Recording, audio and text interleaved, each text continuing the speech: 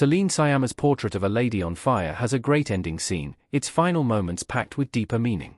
Sciamma's fourth feature-length movie made its debut at the Cannes Film Festival in 2019, where it won Best Screenplay and the Queer Palm Awards. It eventually made its wide release in the United States in February 2020. Like similar romance films, Portrait of a Lady on Fire tells the story of Marianne, Noémie Merlant, and Héloïse, Adèle Haenel, the former a painter, the latter the subject she's been brought in secretly to paint before an arranged marriage. Throughout the film, which takes place in 18th-century Brittany, the pair become much more than artist and object, becoming friends, confidants, and lovers. The film's framing device, opening with a slightly older Marianne running a painting class, and then flashing back to her time with Héloïse, means that audiences know they won't end up together.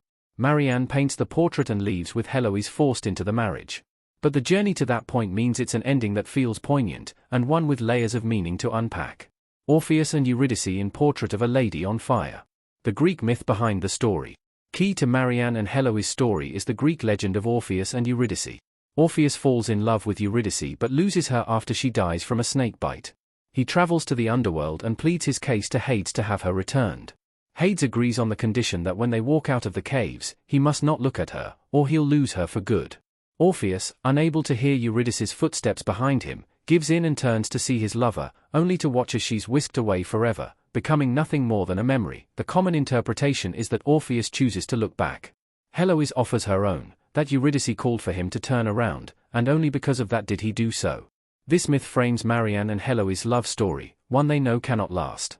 It is better to end with the memory than nothing at all. Marianne casts herself as Orpheus in the painting she unveils at the end of Portrait of a Lady on Fire, which captures the moment Orpheus looks at Eurydice.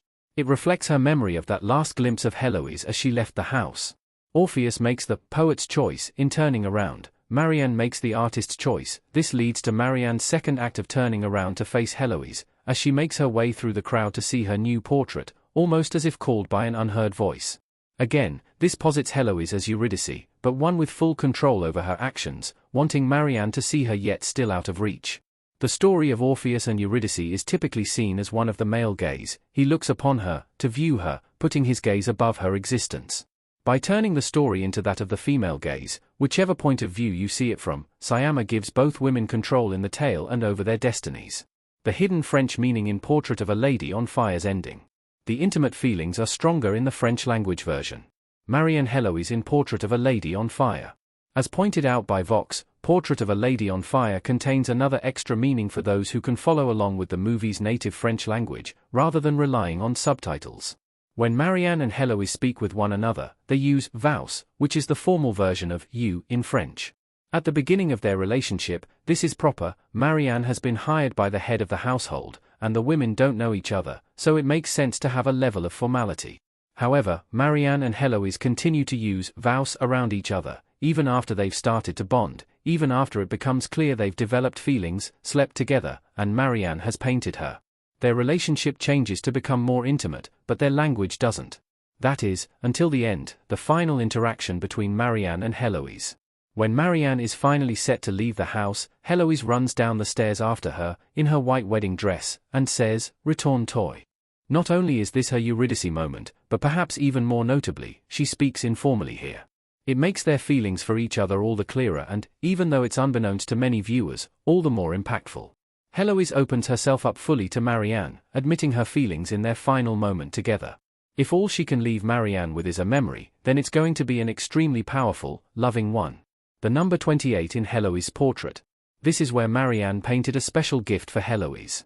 The book in Portrait of a Lady on Fire. When Marianne does make her way through the crowd to face the portrait of Héloïse in Portrait of a Lady on Fire's ending, what stands out isn't the way Héloïse is painted, nor the golden-haired child, almost certainly her daughter, by her side. Though both could be enough to make Marianne's heart either swell or burst, what matters most is the page number peeking out of the book in her lap, number 28, the same page that Marianne drew herself on in Héloïse's copy of the Orpheus and Eurydice story. This isn't just Héloïse's way of telling Marianne she remembers her too, it's recalling a specific vision. Like how Héloïse gives Marianne one last perfect memory by using informal French and allowing her to see her in white, just as Marianne had visions of. Héloïse, including the number 28, shows Marianne the perfect moment between them. She is choosing to hold in her memory, and showing that no matter the artist, Marianne is the one who truly sees her. Heloise' painting calls out to Marianne, their shared bond physically broken but immortalized on the canvas as it is in their memories and hearts. Why Portrait of a Lady on Fire's final musical choice is so important. The song at the end explains it all. Heloise and Marianne look at each other in Portrait of a Lady on Fire. While Portrait of a Lady on Fire focuses on art, it's restrained concerning music. There are few musical moments throughout the film, but that gives the movie's ending scene more impact. In a sequence of 5 minutes, Marianne sees Heloise for the second time since leaving her home, this time at a concert. Marianne looks across the hall and sees Heloise on the opposite side, though she goes unseen. Heloise is engrossed in the music, becoming increasingly emotional. The music playing is from Summer, from Vivaldi's Four Seasons, the same Marianne played earlier in Portrait of a Lady on Fire. Hearing an orchestra was something that Heloise longed to hear. In one sense, Heloise has something that she wants, she's happy.